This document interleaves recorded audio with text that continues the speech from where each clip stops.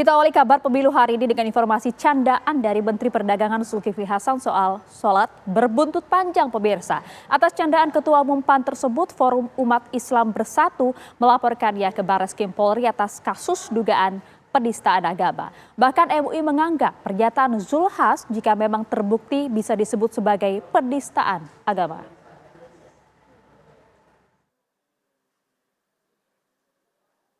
Candaan Menteri Perdagangan RI Zulkifli Hasan alias Zulhas tentang sholat saat memberikan sambutan acara Rakernas Asosiasi Pedagang Pasar Seluruh Indonesia atau APPSI di Semarang, Jawa Tengah dianggap menyinggung banyak umat muslim. Atas candaannya tersebut, Forum Umat Islam Bersatu melaporkan Zulhas ke polisi. Menurut Ketua Umum FUB, Rahmat Himran, yang juga sebagai pelapor, candaan Zulhas tidak pantas diucapkan seorang Menteri Perdagangan. Dalam laporannya, pihak pelapor juga membawa beberapa barang bukti, termasuk video saat Zulhas menyampaikan candaannya tentang sholat.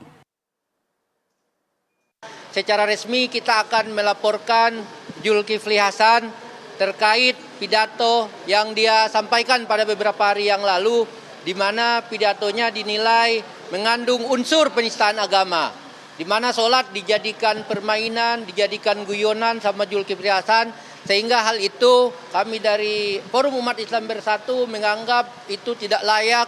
Ibadah sholat yang merupakan ibadah fardu yang dianjurkan dalam Al-Quran dijadikan bahan candaan.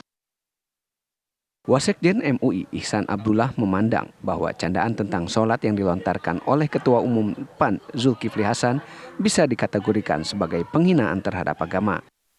MUI mendorong agar Menteri Perdagangan sekaligus Ketua Umum Partai PAN Zulkifli Hasan mendatangi MUI dan mengklarifikasi pernyataannya tersebut.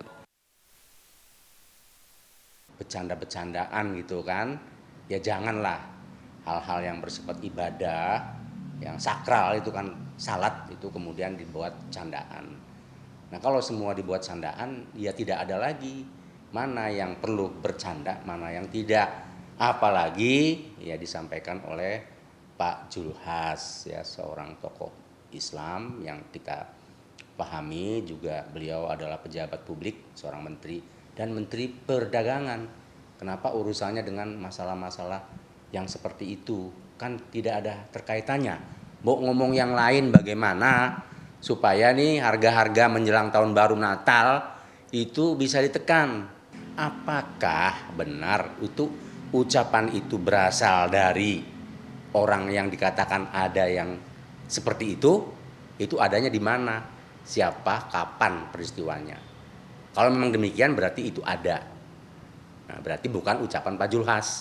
Tetapi bila memang tidak ditemukan buktinya, nggak ada kelompok atau orang yang melakukan hal-hal seperti itu berarti kan karangannya Pak Zulhas nih, imajinasinya. Nah berarti ada tendensi. Nah itulah yang seperti sekarang banyak berceloteh. Apa nggak bahaya tah? Loh, kok nggak ada? Sementara itu, Ketua Dewan Pimpinan Pusat PAN Zita Anjani menyatakan akan menjalani semua proses hukum yang menjerat Ketua Umum PAN.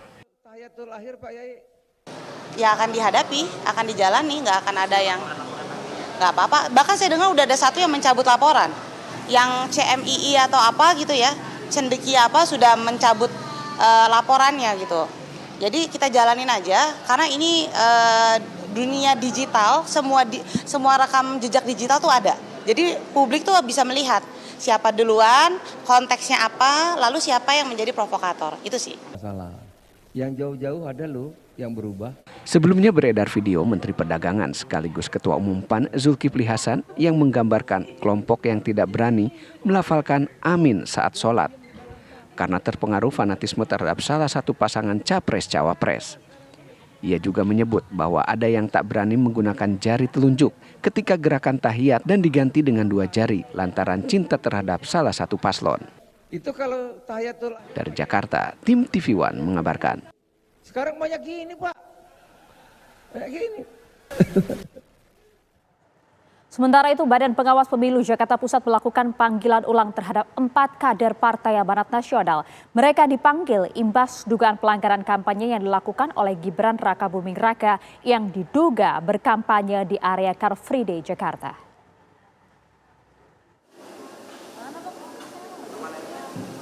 Bawaslu Jakarta Pusat memanggil sejumlah kader PAN antara lain Eko Hendro Purnomo alias Eko Patrio, Sigit Purnomo alias Pasha Ungu, dan Surya Utama alias Uya Kuya. Selain 3 calon legislatif, di pemanggilan kedua ini Bawaslu turut memanggil Ketua DPP Partai Amanat Nasional, Zita Anjani. Mereka hadir bersamaan dalam panggilan kedua ini. Hanya Eko Patrio yang tidak hadir dikarenakan sakit seusai berkampanye di sejumlah daerah. Seusai menjalani pemeriksaan, Ketua Dewan Pimpinan Pusat PAN, Zita Anjani pun mengaku bersikap kooperatif terhadap Bawaslu yang tengah mengusut dugaan pelanggaran kampanye Gibran Rakabuming Raka. 10 atau lebih pertanyaan, kalau saya ditanya kapasitasnya sebagai saksi, kalau yang lain tadi terlapor. Tadi kita jawab secara kooperatif bahwa memang saya, Pasha, Uya menemani Mas Gibran selaku pribadi. Jadi bukannya kapasitasnya selaku cawapres. Seusai pemeriksaan, Bawaslu Jakarta Pusat menyampaikan bahwa fokus pemeriksaan adalah meminta klarifikasi dari ketiga kader PAN tersebut. Dalam menindaklanjuti laporan atau temuan, kita ada tahapan klarifikasi untuk memperjelas duduk perkara yang ada dari temuan kami, sehingga dari hasil klarifikasi tersebut kami sudah mendapat poin-poin penting. Kedepannya, Bawaslu Jakarta Pusat akan melakukan kajian dan pendalaman lebih lanjut soal ada atau tidaknya pelanggaran yang dilakukan pihak terperiksa. Bawaslu juga akan memanggil seluruh pihak yang terlibat dalam dugaan pelanggaran kampanye yang dilakukan Gibran Rakabuming Raka, termasuk juga cawapres Gibran Rakabuming Raka yang akan dipanggil pada akhir bulan Desember. Dari Jakarta, Haidar Fasal, Muhammad Rafi, TV One mengabarkan. Untuk hadir, kita datang secara kooperatif memenuhi panggilan. Pemirsa, Komisi Pemilihan Umum malam nanti akan menggelar debat perdana untuk calon wakil presiden. Debat yang akan diikuti oleh 3 cawapres tersebut paling tidak akan membahas mengenai ekonomi kerakyatan dan digital, keuangan, investasi, pajak, perdagangan, pengelolaan APBN, APBD, infrastruktur, dan bahkan perkotaan.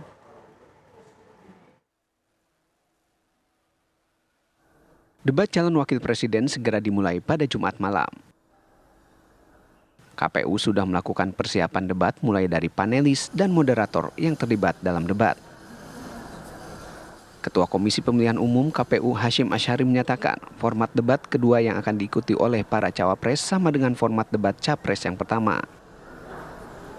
Ada 11 panelis dan 2 moderator yang terlibat dalam debat yang mengangkat tema ekonomi kerakyatan dan digital, keuangan, investasi, pajak, perdagangan, pengelolaan APBN, APBD, infrastruktur, dan perkotaan.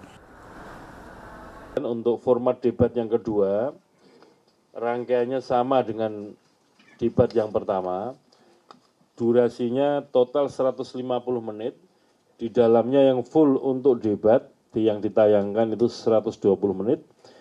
Dan kemudian 30 menit untuk jeda iklan.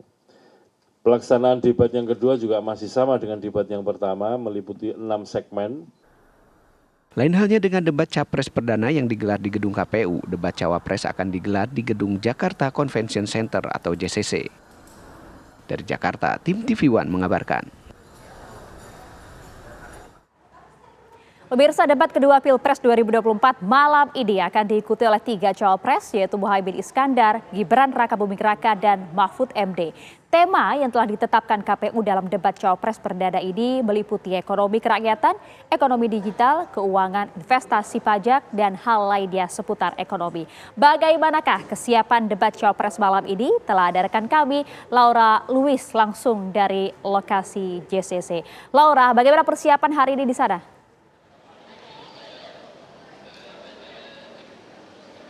Ya Maria dan juga pemirsa, benar sekali nanti malam pukul 19 waktu Indonesia Barat akan dilaksanakan debat kedua atau debat perdana bagi para calon wakil presiden yang akan berkontestasi di Pilpres 2024 mendatang.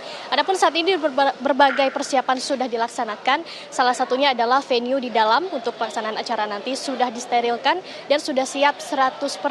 Kemudian juga 2.500 personel sudah dikerahkan untuk mengamankan jalannya acara nanti. Kemudian format debat sendiri tidak ada perbedaan yang signifikan dibandingkan debat sebelumnya, hanya saja ada sedikit perbedaan dan pembaharuan, di mana nantinya akan menggunakan podium sehingga para calon wakil presiden berdiri di podium masing-masing dan diizinkan untuk membawa alat tulis, kecuali alat elektronik. Dan juga perbedaan dari debat sebelumnya adalah nantinya sudah disiapkan liaison official atau LO dari masing-masing tim yang berguna untuk mengendalikan penonton agar tidak ada suara riuh saat debat berlangsung, dan juga untuk memudahkan komunikasi antara tim paslon dengan para undangan. Untuk jumlah undangan yang hadir nantinya sama seperti debat sebelumnya, yaitu 75 undangan. Masing-masing paslon dapat mengundang sebanyak 75 undangan.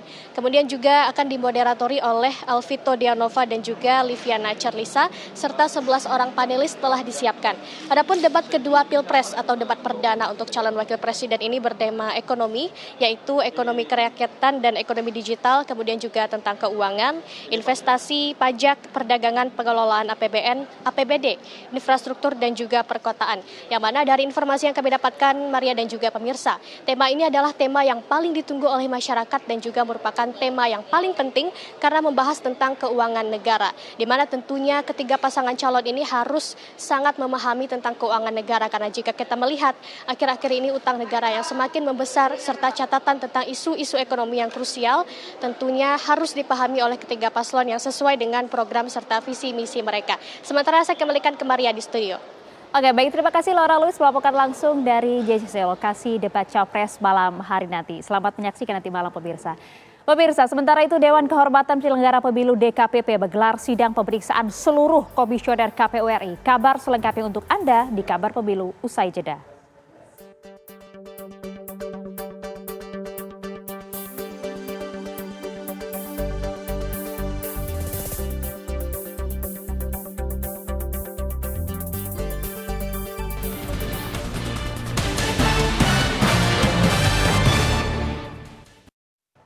Anda kembali di Kabar Pemilu pemirsa. Menjelang debat calon wakil presiden nanti malam, berbagai proyeksi dan juga ekspektasi bermunculan tentang kekuatan masing-masing kandidat. Sejumlah pengamat bahkan sudah memproyeksi siapa yang bakal unggul atau justru diuntungkan dalam debat perdana Cawapres nanti malam.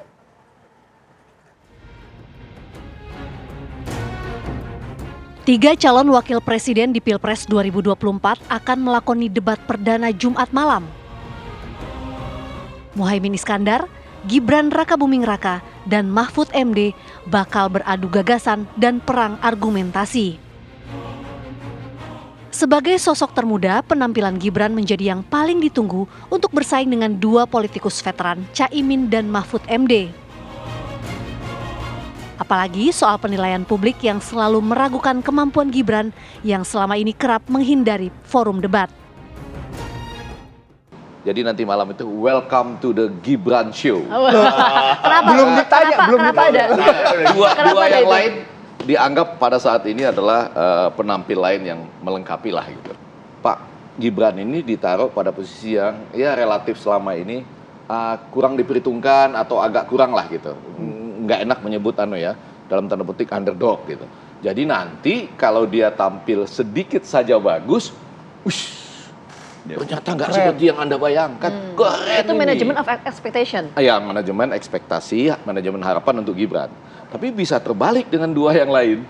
Dua yang lain, apalagi yang paling senior misalnya, diharapkan kan ini memang sudah senior, ahli, selama ini nggak terlalu banyak salah ngomong yang dirayakan di media sosial misalnya. Tiba-tiba nanti di situ menghadapi anak-anak muda ini, kalau dibandingkan debat dengan antara yang lebih muda dengan yang tua itu, dalam beberapa sejarah debat yang muda sering unggul. Meski kurang dari sisi pengalaman, topik debat nanti malam dinilai cukup menguntungkan Gibran. Saya jelas-jelas akan bilang bahwa Mas Gibran itu memiliki underdog mentality. Jadi dia memang diposisikan seperti itu. Tapi jangan lupa bahwa Mas Gibran itu adalah a man of surprise. Paling gampang apa? Pada waktu deklarasi pertama di Indonesia Arena. Semua pada khawatir. Tiba-tiba dia datang dengan bilang, tenang Pak Prabowo, saya sudah ada di sini. Itu kan langsung tinggi kan. Nah, tapi saya akan melihat dalam tiga perspektif yang berbeda. Pertama, Caimin. Caimin itu jagoan ngomong. Kurang jago apa lagi kan? Kalau enggak, dia nggak akan jadi ketua umum PKB selama itu. Ya kan? Nah, jago nyelepet juga. Ya. Nah, terus kalau Caimin ini kan juga jadi wakil ketua DPR bidang Kesra 2 periode loh. Beberapa puluh tahun yang lalu pernah, sekarang juga jadi lagi sama. Pernah jadi Menteri Tenaga Kerja. Ya. Yang kedua Prof Mahfud. Prof Mahfud sama lah, jago ngomong juga kan. Tapi fokusnya hukum. Nah, 2 ini parsial kalau saya bilang.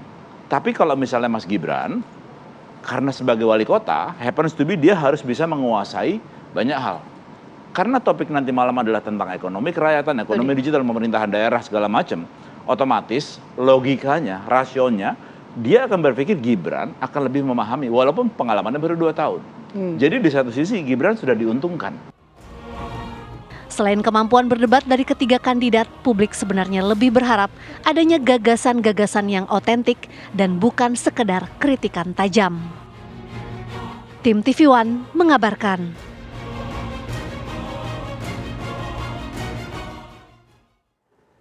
Debat perdana Cawapres akan mempertemukan antara Muhaimin Iskandar, Gibran Rakabuming Raka, dan Mahfud MD pada malam hari nanti. Sesungguhnya apa yang hendak ditawarkan para kandidat dalam debat tersebut dan bagaimana strategi poles kandidat menjelang debat?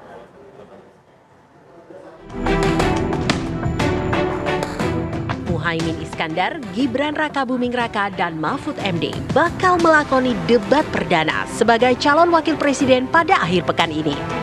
Ketiganya bakal beradu gagasan dan perang argumentasi tentang berbagai isu ekonomi terkini. Tim pemenangan masing-masing paslon mengaku telah mematangkan persiapan hingga memoles jagoannya untuk menampilkan performa terbaik mereka. Maklum saja, KPU kali ini mengangkat tema debat yang lumayan berat, mulai dari ekonomi kerakyatan dan digital, investasi, pajak, hingga pengelolaan anggaran. Paling tidak ada 3 hal yang harus dikuasai. Pertama, tentu penguasaan materi terkait dengan isu-isu ekonomi. Itu harus dikuasai. Harus matang, harus dalam, gitu, harus komprehensif, dan harus mampu menjelaskannya di depan publik. Yang kedua, tentu yaitu penguasaan panggung. Bagaimanapun seorang cawapres atau seorang yang sedang debat itu harus menguasai panggung. Bagaimana misalkan gestur tubuhnya, lalu penguasaan terhadap audiens, lalu melakukan gimmick-gimmick, itu menjadi penting. Yang ketiga, tentu yang tidak kalah pentingnya adalah bagaimana kandidat cawapres bisa memprediksi pertanyaan dari moderator maupun dari lawan debat. Debat Cawapres kali ini pun diprediksi lebih menarik lantaran menjadi ajang uji literasi ekonomi dari 3 generasi. Publik berharap ketiga Cawapres bisa menawarkan gagasan-gagasan yang otentik dan bukan hanya bisa mengkritik. Sesungguhnya, apa yang hendak ditawarkan para kandidat dalam debat? Mengingat tantangan ekonomi 2024 yang diprediksi masih cukup berat. Tantangan yang terbesar hari ini adalah nilai ICOR atau Incremental Capital Output Ratio sudah mencapai 7,6 pada tahun 2023. Sementara di awal era Pak Jokowi angkanya masih 5. Ini menunjukkan bahwa ekonomi Indonesia adalah ekonomi yang makin berbiaya mahal, makin berbiaya tinggi, kita juga kehilangan daya saing. Nah, ini apa solusi yang bisa ditawarkan? Itu harusnya muncul di dalam debat Cawapres. Selain itu juga bagaimana dari segi fiskal, pajak ini rasio pajaknya bisa di atas 12%. Apa yang perlu didorong dari reformasi perpajakan? Apakah ada keberanian misalnya menerapkan pajak kekayaan?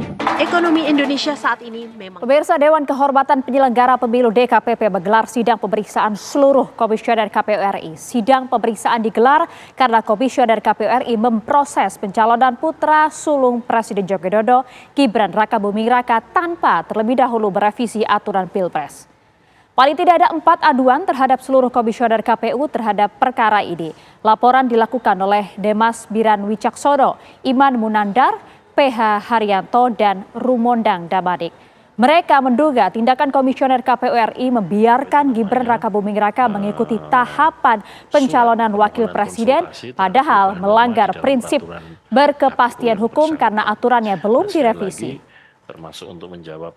Sementara KPU berdalih putusan MK yang mengubah syarat usia capres-cawapres sudah cukup untuk dijadikan dasar memproses pencalonan Gibran Rakabuming Raka. Dan berlaku secara erga omnes tanpa pandang bulu atau tanpa melihat siapapun, apakah itu Gibran atau bukan Gibran, tentu berlaku untuk semuanya. Kalau dia didaftar oleh partai politik, maka akan kami terima.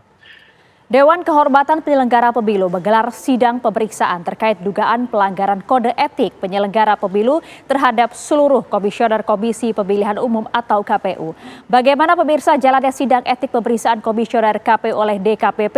Kita akan langsung terhubung bersama reporter Jasmine Rahmadi di sana. Jasmine, apa poin-poin penting dalam sidang DKPP KPU hari ini?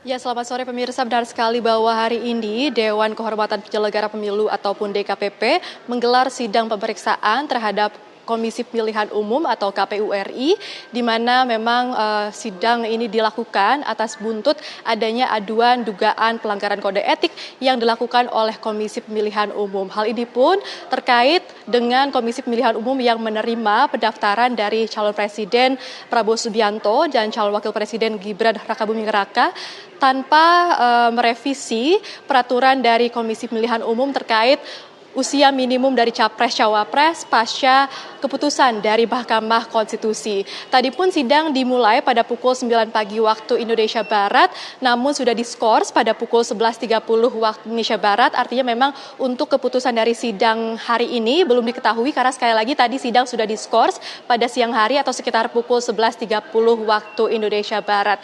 Sidang hari ini pun dipimpin oleh Ketua DKPP, yakni adalah Hedi Lugito yang juga berperan sebagai majelis sidang dan dihadiri langsung oleh Ketua KPU RI Hashim Asyari, lalu juga ada anggota KPU Muhammad Afifuddin dan juga serta 4 pihak dari pihak pengadu. Dan tentunya dalam sidang kali ini pun Ketua KPU RI Hashim Asyari menolak ataupun mengatakan kepada pihak majelis untuk menolak seluruh aduan dari pihak pengadu begitu karena dikatakan bahwa pendaftaran dari Prabowo Subianto dan juga Gibran Rakabuming Raka ini sudah dilakukan dengan cara yang jujur, adil dan juga mandiri. Selain itu mereka pun juga meminta kepada pihak pengadu untuk merevitalisasi nama baik KPU RI ketika putusan dibacakan.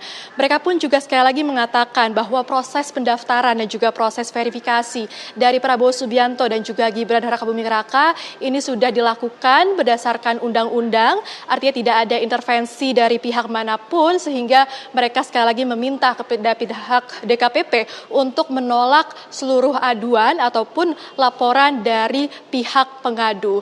Nah, pemirsa menarik sekali untuk memantau sidang ini, namun sekali lagi untuk putusan dari sidang ini belum diketahui karena tadi sidang sudah diskors pada siang hari dan memang hal ini juga merupakan buntut dari keputusan KPU RI untuk menerima pendaftaran dari Prabowo Subianto dan juga Gibran Rakabuming Raka sehingga saat ini Prabowo Subianto juga sudah dinyatakan sah sebagai calon presiden dan Gibran Rakabuming Raka dinyatakan sah sebagai calon wakil presiden nomor urut 2. Untuk sementara itu kami kembalikan ke studio. Baik, terima kasih laporan lengkap Anda Jasmine Rahmadi langsung dari lokasi sidang DKPP KPU yang sehingga saat ini masih belum ada hasil. Pemirsa, kami akan jeda terlebih dahulu. Saat lagi kami masih akan memiliki berbagai informasi mengenai pemilu, termasuk juga kita akan pantau bagaimanakah persiapan dari ketiga cawapres untuk menghadapi debat malam hari nanti. Usai jeda, sesaat lagi untuk Anda.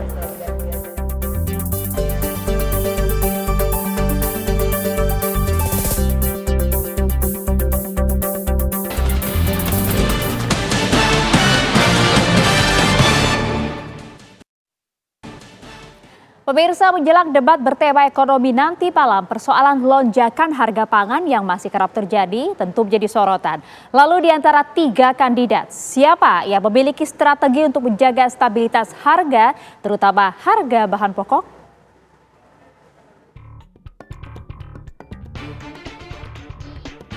Menjelang akhir tahun, tingkat kenaikan harga atau laju inflasi di masyarakat kembali meningkat. Volatilitas harga pangan ini terus menjadi siklus tahunan dan menjadi momok bagi perekonomian. Isu lonjakan harga ini kembali mencuat menjelang pelaksanaan debat calon wakil presiden yang juga bertemakan soal ekonomi. Masing-masing kubu kandidat mengaku telah siap dengan solusi yang diklaim paling tepat untuk bisa mengendalikan harga. Di sisi paslon kami, saya nggak ingin menyampaikan bocorannya, tetapi sebentar malam di debat Cawapres, Caimin, Gus Imin akan menyampaikan solusi praktis terhadap persoalan ini. Nah, kalau kita melihat aspek yang lain misalnya, jalur distribusi, ini juga jadi persoalan. Nggak pernah ada standarisasi harga dari Sabang sampai Merauke. Kadang di Sabang harga sekian, murahnya di Jawa, paling mahalnya di Timur. Persoalan ini juga kemudian jadi salah satu konsentrasi kami di paslon Anies Muhaimin menyiapkan solusinya. Apa yang bermasalah di distribusi dan bagaimana menyelesaikannya? Sebentar malam kita jawab. Itu mengendalikan supaya fluktuasi musimannya itu tidak terlalu tinggi. Nggak bisa kita bikin nol. Nggak mungkin kita bikin nol. Itu sama seperti nggak mungkin kita meminta semua orang jadi malaikat. Nggak mungkin kita meminta nggak ada setan. Itu bagian dari sunatullah ya. Jadi yang bisa dilakukan negara dan sudah dilakukan oleh negara, walaupun tentu perlu ada beberapa perbaikan, itu adalah mengendalikan supaya fluktuasinya tidak terlalu tinggi. Kemudian yang berikutnya itu ada masalah yang sifatnya ad hoc. Nah, karena sifat permasalahannya adalah ad hoc, langsung diambil langkah-langkah oleh Pak Mendak ya, sehingga di luar dugaan banyak pihak, itu dalam waktu 1 bulan harga minyak goreng langsung turun dan kita juga bisa meluncurkan minyak kita. Basicnya adalah karena kita juga tidak mempunyai kedaulatan pangan. Kita ini dari 9 bahan pokok, kita bisa bilang separuhnya itu kita tergantung pada impor. Kita bicara beras, kita bicara bawang putih, bawang merah, kita bicara cabai pun kita impor. Nah, ini hal-hal yang harus juga kita perhatikan. Jadi dari hulunya artinya apa? Artinya kedaulatan pangan dan ketahanan pangan itu menjadi utama. Nah, ini yang menjadi fokus utama juga bagi Pak Ganjar dan Pak Mahfud. Ketika kita bicara ketahanan pangan, kedaulatan pangan, kita mengedepankan, maaf bukan food estate ya, tapi kita ingin best practice yang udah ada di Indonesia. Dengan berbagai strategi yang disiapkan masing-masing kandidat, publik berharap siapapun pemimpin mendatang akan bisa memperbaiki ekonomi dan memastikan harga terkendali. Tim TV One mengabarkan.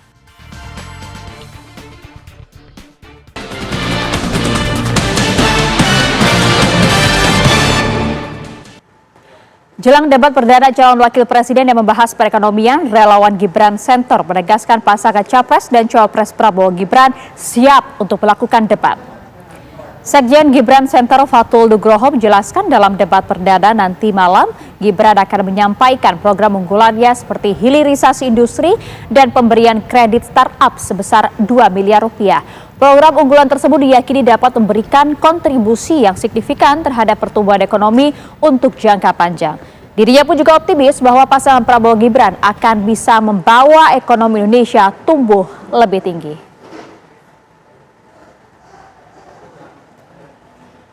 Kami yakin dari Gibran Center bahwa pasangan Prabowo dan Mas Gibran itu akan memberikan kemajuan bagi ekonomi Indonesia lebih jauh lagi, sebagaimana kita ketahui bahwa pertumbuhan ekonomi di Indonesia pada tahun 2022 kemarin adalah sekitar 5,3%. Nah, ini dengan pasangan Prabowo Gibran maka akan ditingkatkan lagi menjadi lebih dari 6%, bahkan sampai 9% per tahunnya. Pemirsa, informasi tadi sekaligus mengakhiri kabar pemilu hari ini. Saya Maria Segaf, mewakili kerabat kerja bertugas, pamit undur diri dan saat lagi akan ada kabar petang untuk Anda.